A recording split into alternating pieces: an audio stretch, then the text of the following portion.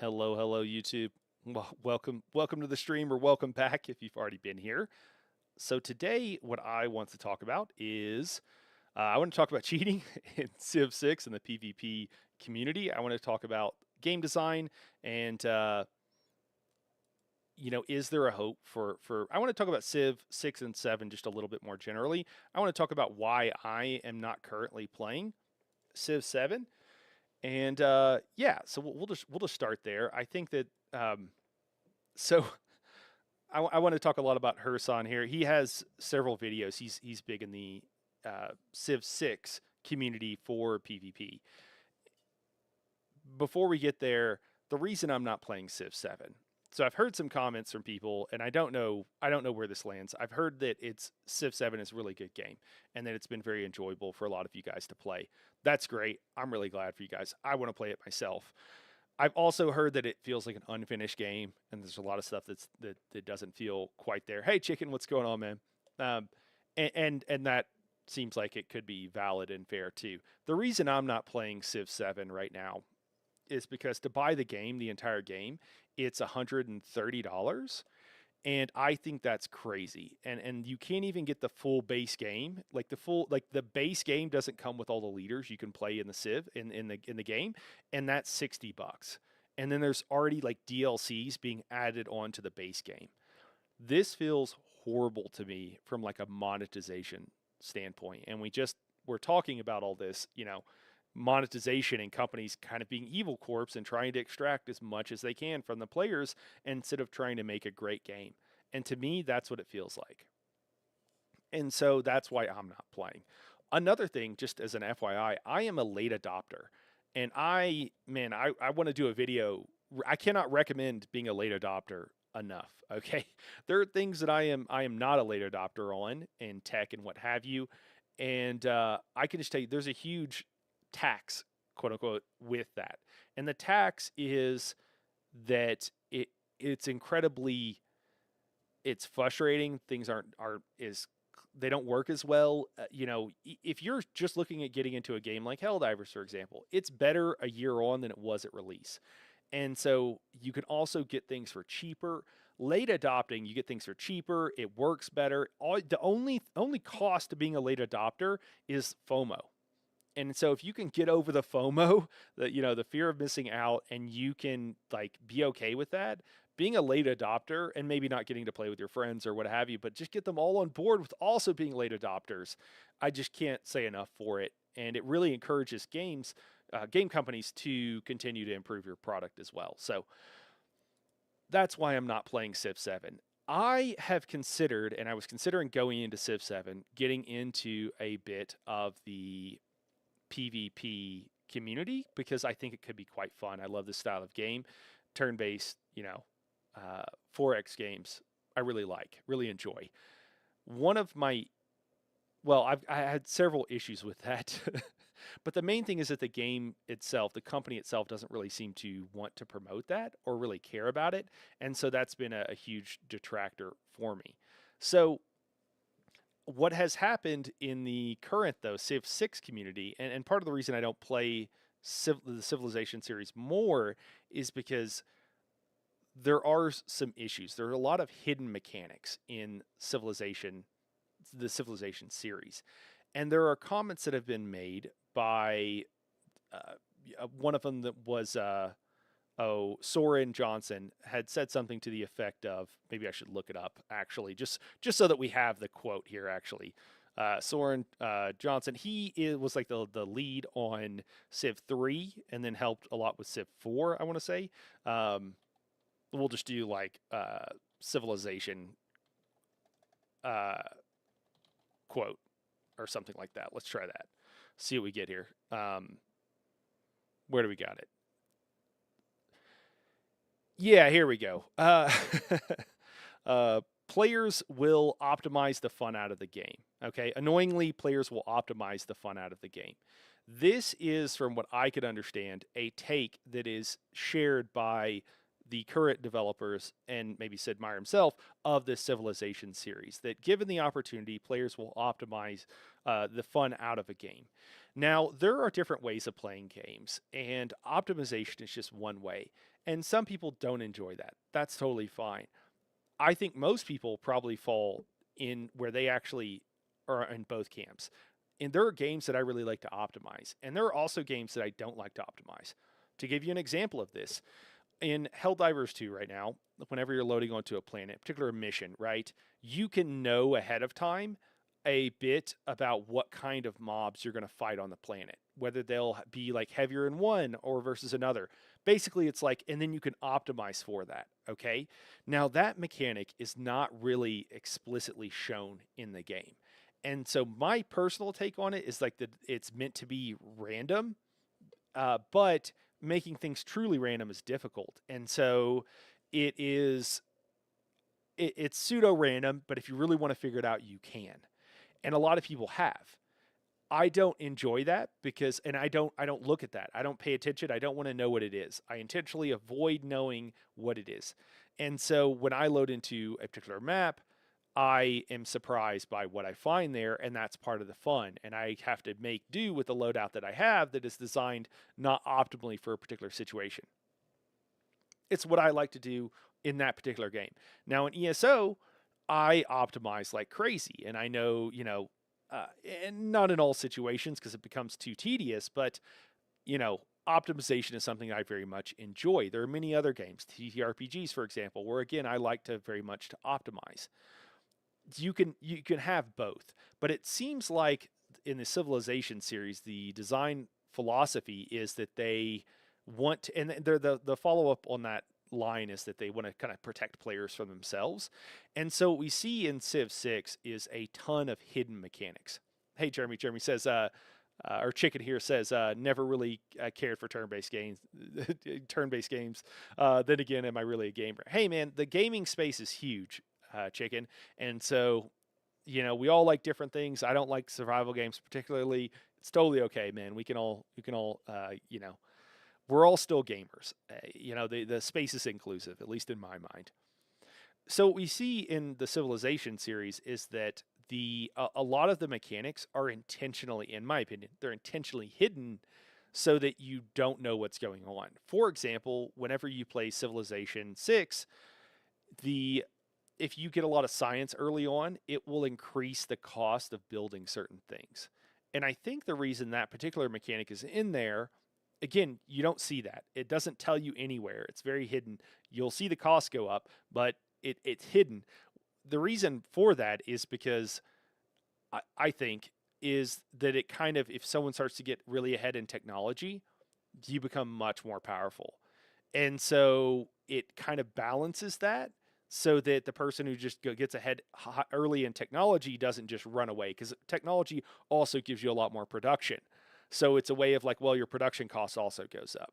So it's a way of just like making it where just going for science really early on isn't a super optimal strategy.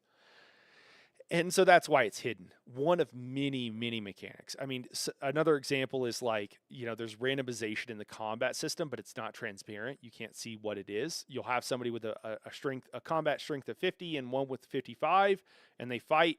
It might go one way. One might lose more health in one fight than in another. There's some randomization going out there, but it's not like what the randomization is.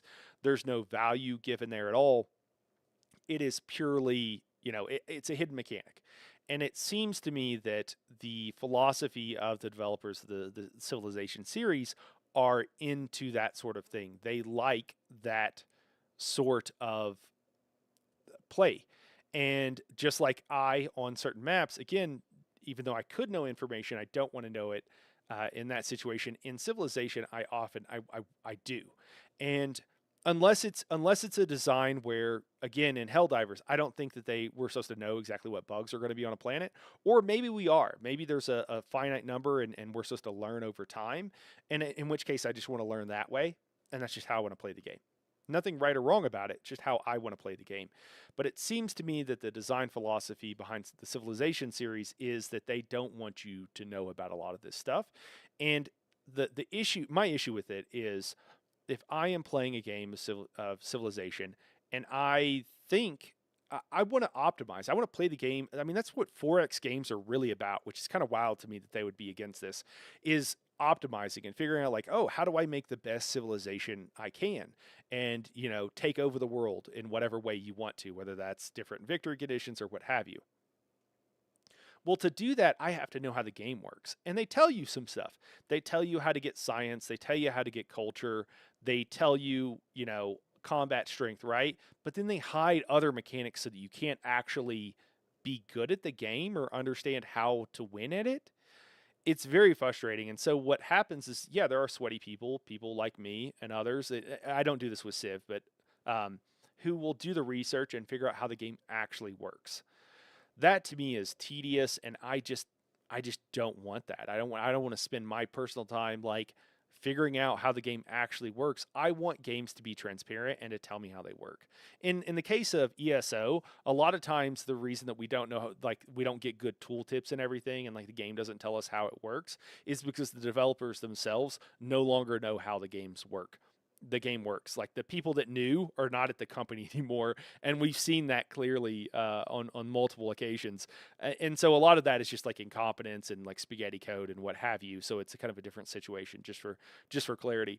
But with Civilization, they seem to want to obscure that stuff. I don't want to make video. I don't want to play a game that much, and I don't want to make videos on a game that is the case.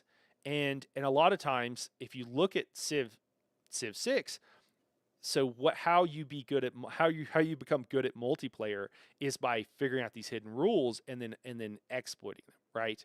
And taking advantage of them. Exploiting has got a different connotation. So that's what people do. Well, what happens is it forces you into a gameplay loop that I find to not be very fun.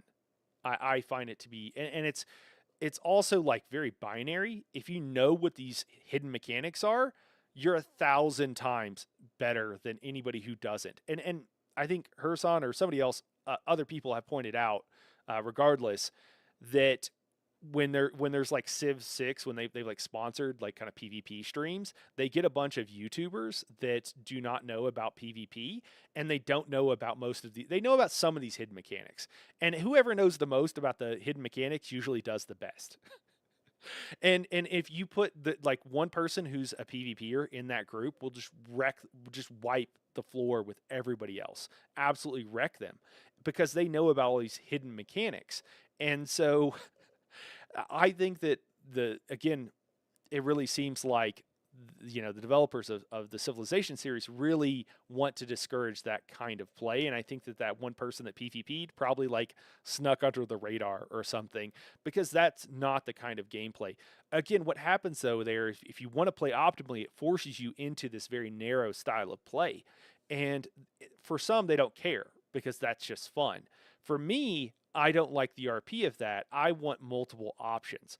I want to be able to, if I want to choose to go science early or culture early or religion early, I want to be able to do all three of those things and then be viable options and not have one way to play. Well, the issue with that from a game developer standpoint is that that's really hard to design. And it seems to me that the developers of Civilization series have given up on that. They've given up on, so they see people optimizing as a problem. And so so if they didn't see it as a problem, what they would do is they would design the game in such a way that all those options were viable. And so that as you played in a fun way and in a good storytelling way, you were also playing more optimally. That is simply good game design. Your game should inform people thematically in many different ways, but one of them is thematically, not just in numbers on a page, thematically how to play the game, quote unquote, right, how to play it more optimally. No, maybe not maximally optimally, but at least more optimally. And so, for example, if you're choosing like RP type, choices in a game of Civilization and you're leaning into your leaders, whatever your leader's thing is, your civilization's thing, you should find there's good synergies there. Okay. That is what a game generally should do, and that's just good game design. I think that the developers of the Civilization series have basically said that, like, we can't do that. And we're not capable, we don't want to do that. And so they have instead said, well, we're going to have interesting things and fun things come up because we're just going to hide a bunch of stuff from the players so that they don't know what's going on. And it kind of creates, again, this two-tiered system where either you know the hidden mechanics or you don't know the hidden mechanics, and you're basically playing two totally different games. Now, do they, with their hiding of mechanics, make the game fun still? I would say yes, but I think they succeed despite themselves, not because of those choices. I mean, I played a lot of hours of Civilization 6, guys. I still don't understand how like cultural victory works. The game does not show you, it does not tell you. It really is just entirely opaque, and it's insane that it's opaque. The other thing is that like late game Civilization, what is it like? I don't know. I've been there a few times. I've had some GDRs, some giant death robots, but generally speaking, I have no idea what it's even like because the game is won long before then. Again, this is kind of a problem in the game design, and I don't think that they have made any attempts to address it in Civilization 7 and leading up to it. I did a video, a live stream actually, where we talked about some of the things I was looking for in Civilization 7. A lot of them were like fixes to the multiplayer aspect. I play with my wife a lot, not against her. Like we're not killing each other, but like we're competing, I suppose.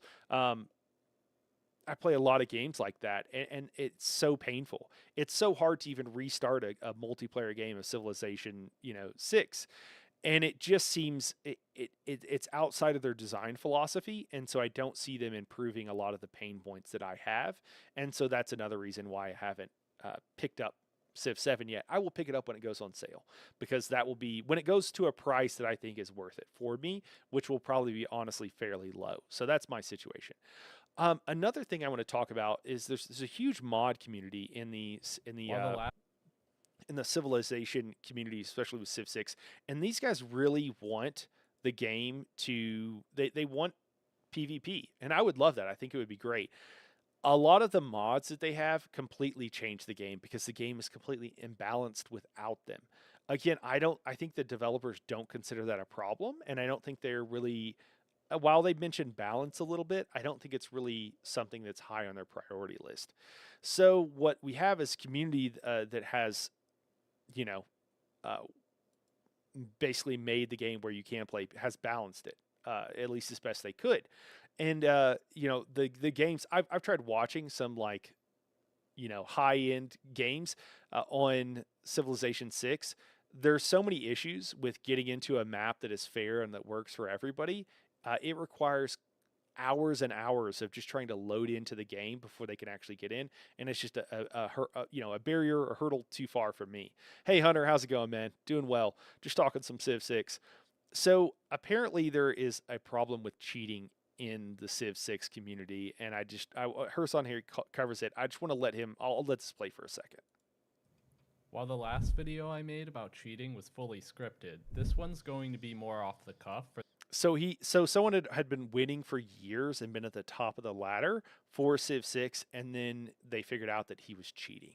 So that's what the video he's referring to previous to this. the sake of getting it out quicker, so bear with me. Okay, for some background context, Civ 6 competitive multiplayer is run by the community, largely through an organization called CPL. CPL has a ranked system for free-for-all games that resets every 6 months, and at the end of those 6 months, the top 10 players on the leaderboard are allowed to play in a single show match with cash prizes funded by the community. The finals for both Season 1 and Season 2 featured Andrew, who is now known to have been cheating in every game he could, including the aforementioned finals. His methodology was the use of third-party programs to reveal the map, ensuring he always found as many tribal villages and city-states as possible as quickly as possible. He took second place in both games and walked away with a couple $100 as a result. If you want a full breakdown of how Andrew cheated and how we discovered how Andrew cheated, you can watch the video that I already have on that up on my channel. Now, the reason I'm making this video is because I'm very confident that the winner of the Season 3 finale for CPL, Broccoli, is also a cheater. That brings us into part 1 of this video, the evidence against Broccoli. Alright, Okay. so in this part of the video, I'll talk about what first tipped me off to the fact that Broccoli may be cheating. Okay, so we've got like 3 people that are in the top that are like cheating. Okay, so since the Andrew He's gonna explain here like how he's cheating. Trust me, I've watched it. It's true. Like you can tell. Um, Another thing, like he's trying to bring attention to this. Typically, you don't want to tell people your methodology for figuring out that they're cheating because then they find ways or avoid that thing, and you want to make sure that your stuff stays hidden. Just as like a random note. What happened with this? This is kind of wild. Is that these guys got, one guy got banned or a couple of guys got banned or what have you. But apparently, there are some leaders in the PvP community for Civ 6 that are, this is all player ran that seem to be. I think the cheating is far more rampant, and I think it's some of their friends, basically. Some of the people in charge of it are actually the ones, and he talks about that a bit here. It's like chess. Yeah, people cheated it too. And apparently, while Herson here was like somewhere high up, maybe not a mod or maybe a mod, maybe something else. He's been kicked out because he shared some DMs that I think we're about to see here. Really began. First off, there's two types of defense you can offer for a suspected cheater. You can offer a defense which is productive and relevant to the investigation, talking about the facts and trying to offer alternative explanations for why some of the moves that look suspicious could actually have been done by a player who wasn't cheating. There's been a lot of that. The problem is when you get to a higher level, there's like optimal play, and so there's like right and wrong moves, and they're obvious to someone who plays a lot. However, there's another type of defense where you just provide a bunch of arguments which are relevant to the facts of the case and are just there to bog down the discussion and really kill the investigation.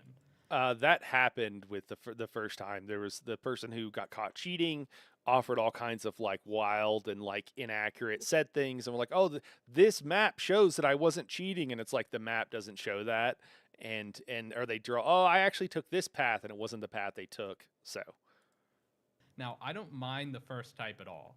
There were plenty of people who were very constructive. They were offering defenses that made sense. Right here in this example, we see Michael arguing that there's a rational justification for why Andrew could be alt-tabbing from the game and going AFK several minutes on turn 1 in every game, even if he wasn't cheating. However, the vast majority of the defense that was being played for Andrew was of the bad faith, destructive variety that doesn't help us get any closer to the truth. I'm just going to go through some of the examples of ways in which people tried to bog down the investigation with unrelated nonsense. Okay, there were people in there like Under arguing that there's no reason for Andrew to cheat because he was already one of the highest rated players before Civ Replay was released. So he goes through a bunch of arguments, but basically what this amounts to is that there seems to be some bad faith, a lot of bad faith arguments that are happening in the Civ 6 community. I'm not going to get really in depth into that. There are reasons. Basically, they're doing map hacks, equivalent of a map hack where they could see the whole map, and this is a big problem. I would say that a large part of this is because they're having to use like third-party products, and that is one major part of it, where it makes cheating a lot easier than it would be if it were like all inclusive, right? That's why games have anti-cheat software and what have you. Daedric says, "Stop trying to build the cheater case against me, Kite Arrow. You'll never win. It'll take years. You'll lose everything, etc., etc. You don't know who you're dealing with." That's funny.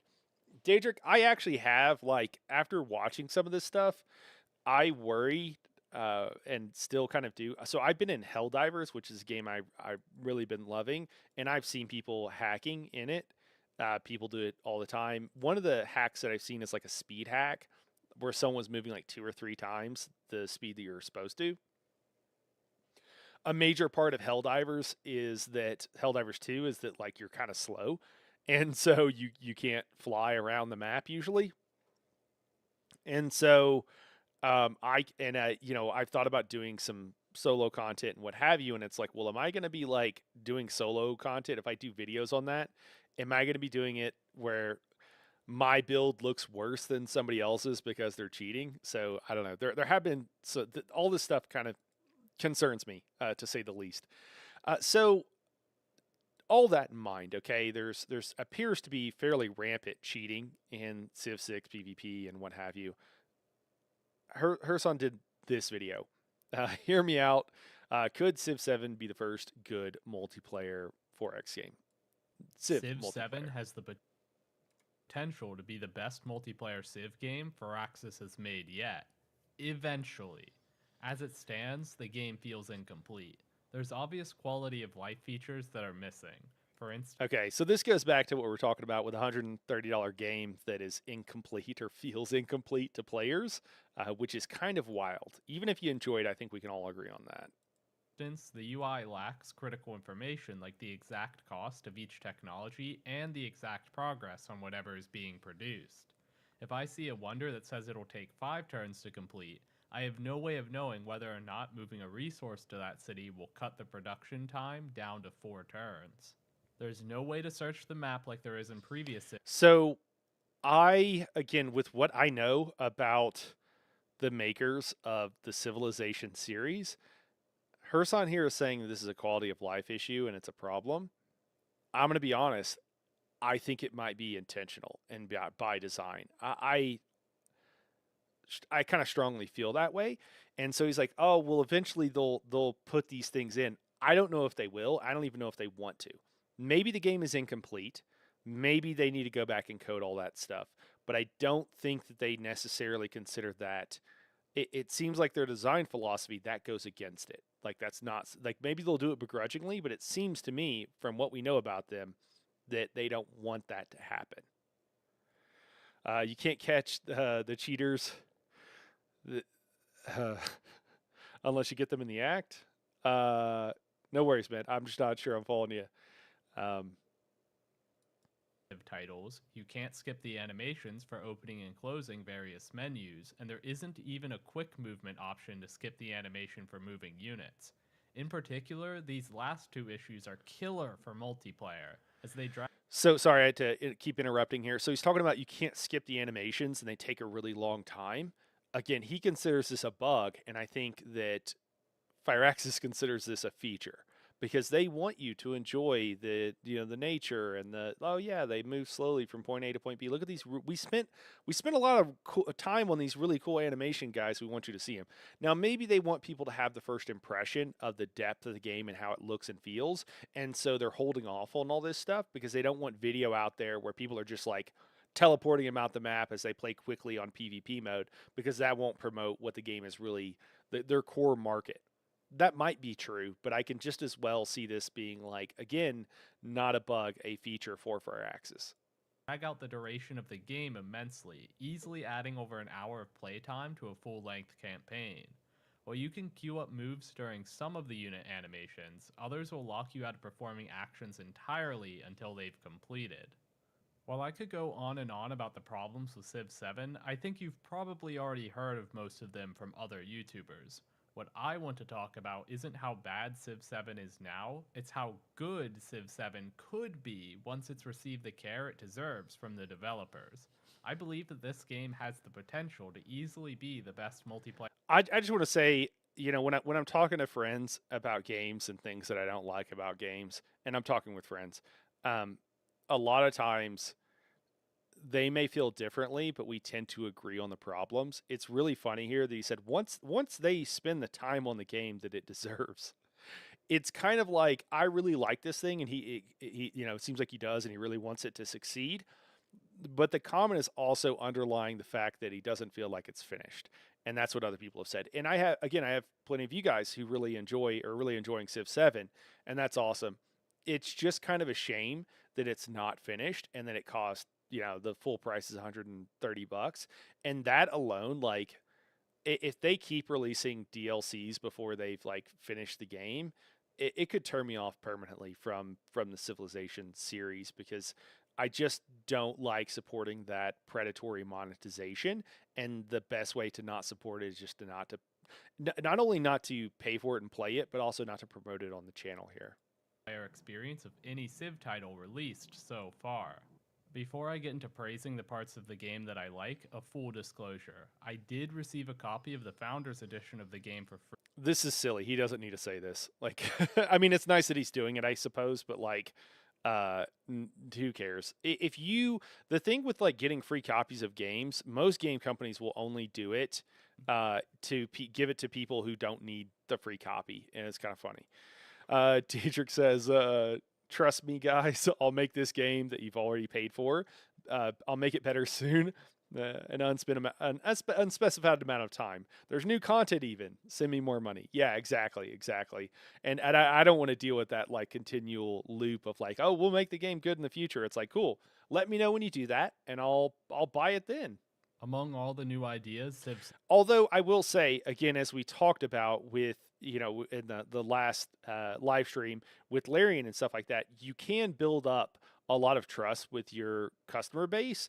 You just have to, and people will give you a lot of rope, and so you can do that, and you can say trust us, but you have to build that up, and once you lose that trust, it can be really hard to get it back, and understandably so. And honestly, players should do, they don't want to ever give that trust back.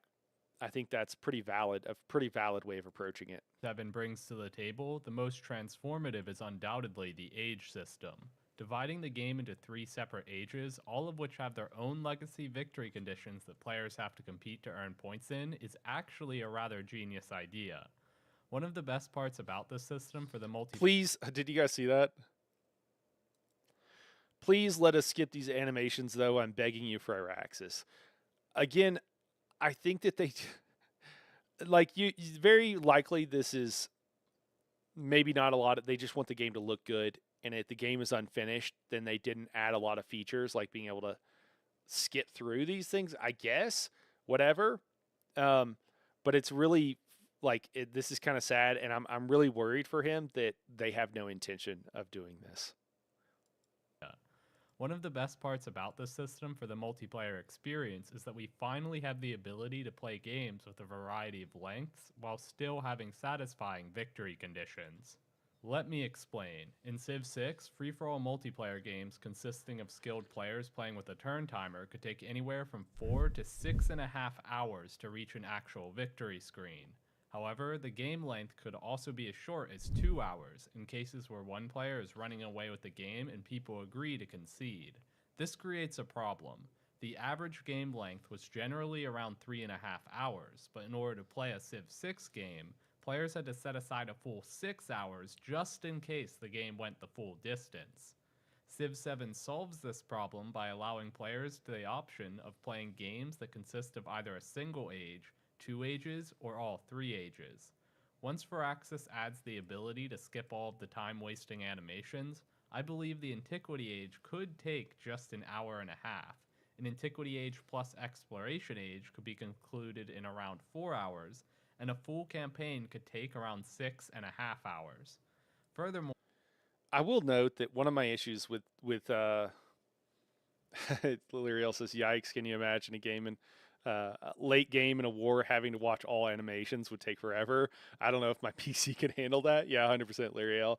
I will also say that like another problem with Civ is that they change what the game is each time, which is fine, but I don't think that there are problems with Civ 6 that just never got fixed, and things that are kind of pretty bad with it, to be totally honest with you. Combat in Civ 6 feels terrible. And there's a handful of things like that. They never fix them. They will never get fixed now. It just is the way it is. And so playing a game and hoping that it gets turned into the game you really like for years, or a game that you'll like, that you won't have any issues with, and it never happens, kind of makes me not super keen to pay them a lot of money in the hopes that they'll do it with the next game in the series. And again, I think this comes down to the predatory nature of a lot of stuff sometimes, where do they really care if it's a game that, they just want your money. That's all that matters to them. And so they're just trying to keep the money train flowing. People could also choose. They've made 7 of these now, right? This company's been in business for a long time, making essentially the same kind of product. They could afford to spend the time, is my point. They could afford it. They went from like putting out content from Civ 6 to immediately putting out Civ 7. And companies do this because it makes sense financially. You got to keep those revenues rolling in. It doesn't necessarily make sense from a game perspective. And I think that's one of the ways you can say that you can see that it's about the money and not about the great product being put out. I think they could have let people sit on Civ 6 for a while and then put this out when it was ready. I've seen this with everything, guys. I've seen this with tabletops, Dungeons and Dragons edition, like 3.5, right? They put out new stuff right before all the way up to the point where they put out a new edition. A lot of Evil Corps do this. It's a very common tactic. To start in the Exploration Age or Modern Ages and play from there, if they so choose. The nice thing about this is that players can now choose the amount of time they want to commit to playing a game. A year from now, when Civ 7 has had its pain points fixed and received some DLC, I could easily see Win quick movement. Please, Firaxis, I am on my knees. I am begging you. myself playing any of these formats depending on how much time I feel like committing to a game on any given day. Furthermore, I actually like the feel of single-age games. When playing a game in the Antiquity Age where the winner is simply the player with the most legacy points at the end, there's far more volatility and comeback potential than there ever was in previous Civ titles. Not only is it possible to generate a large number of legacy points very quickly all at once towards the end, it's also possible to reduce the number of legacy points other players have earned as well. For instance, if you pillage a player's libraries, they may become unable to display their codexes. Even if they have enough codexes to complete the science legacy path, they won't actually receive the points if they're not able to display all of them on the final turn. However, this sort of end-of-era cheese isn't as effective in full-length campaigns. In those games, the legacy points in the Antiquity Age and the Exploration Age aren't actually a prerequisite for winning the game. While players receive useful bonuses after the age transitions based on the number of legacy points they've earned, the overall winner of the game will be decided exclusively by who completes one of the Modern Age victory conditions. Footage of Herson finishing the Modern Age not found. Add quick movement and skippable animations, please. I beg you. I'm on my knees. First. The strategies that are optimal in a full campaign would therefore prioritize only building an empire that can scale into a victory in the Modern Age, while the strategies that are optimal in a single age game will be more short-sighted and focused on cheesing the legacy paths, without any regard for long-term development. This variety will help to keep the game fresh. Another advantage of the Ages is that they add the potential for more community game modes and modded win conditions. For instance, a classic game mode that's been modded into many RTS games is King of the Hill, where players earn points for controlling a centralized objective for as long as they can. I can't imagine implementing this game mode in a satisfying way for Civ 6, but it would be easy for modders to implement it in Civ 7. Simply make it so that the only way to gain legacy points is by controlling a small area in the center of the map, and suddenly we have a fun, interesting new game mode for the community to mess around with. Civ 7 also manages to fix one of the most frustrating aspects of Civ 6 multiplayer, the fact that, beyond the early game, the only players who can compete for victory are those with the highest science. This is because Civ 6 gives players massive military advantages for having better science than This player could only be stopped if multiple people gang up on him, but attacking him ensures you won't be able to win either. Absolutely. They've got, 150 science more, or at least 100, near 100 than the next person, and much more than that with most people. opponents. Far more than Civ 7 does. Well, I'm sorry, we actually got Mr. Satan here, but they are below him considerably in other factors. Let me too. explain. In both Civ 6 and Civ 7, the only thing that matters for damage calculations in combat is the raw difference in the combat strength between the two units. I just want to say that combat in Civ 6 feels terrible to me, and it's horrible. I think it could be so much better. This means that gaining 5 combat strength is always an equivalent increase in damage, regardless of if the units involved have 10 combat strength or 100. The damage calculations are exactly identical between the two games, so a difference of 5 combat strength is exactly equivalent in Civ 6 and Civ 7. Let's imagine it's turn 65 in an online speed multiplayer game in Civ 6. You have 200 science and have just unlocked Cuirassiers, while your opponent has 100 science and is still rocking Knights. Cuirassiers have 64 combat strength, while Knights only have 50. Despite your units only being a single level more advanced, your tech lead has translated into a combat strength differential of 14, which is utterly enormous. There's also this problem with Civ 6 that the best thing to do is usually to just go kill the opponent in most situations. They've gotten where that's not the case in like competitive Civ 6 where they have, but the game is, you're playing a different game. It's modded so heavily, so it's kind of different. But in normal Civ 6 and playing against a computer, going and killing the opponent, I think that's a result of their, like, one of their lead playtesters, the one that they've had on a lot of the streams and what have you. He goes combat heavy, and so that's like, they'll be going along doing whatever, and he'll just come kill them, and they make jokes about it. Well, if you got the guy playtesting combat all the time, like, that's what you're going to end up developing towards. So In head-to-head combat, the knights will take literally over 3 times as much damage as the cuirassiers. In contrast, tech leads in Civ 7 give relatively minor combat advantages. Take the Exploration Age cavalry units, for instance. A player could have no science per turn whatsoever, and they'd still have access to the most basic starting cavalry unit of the Exploration Age, the Courser, which has 40 combat strength. If their neighbor has every single technology in the entire tree unlocked, their best unit will still only be a Lancer, which has 50 combat strength. Now, a 10 combat strength difference is nothing to scoff at, but it's not unwinnable. The player with less advanced technology could easily make up that difference by playing a civilization or leader with built-in combat strength bonuses. The days of Civ 6 where players could throw up their hands and concede the game as soon as they see someone with double the science of everyone else are over. In Civ 7, there's almost always a fighting chance. Another thing I enjoy about Civ 7 is the comeback potential. In Civ 6, losing a city is basically enough to ruin your game outright. This is because, as the game goes along, the time it takes to develop a new city actually increases, because the cost of placing new districts scales based on the number of technologies and civics the player has completed.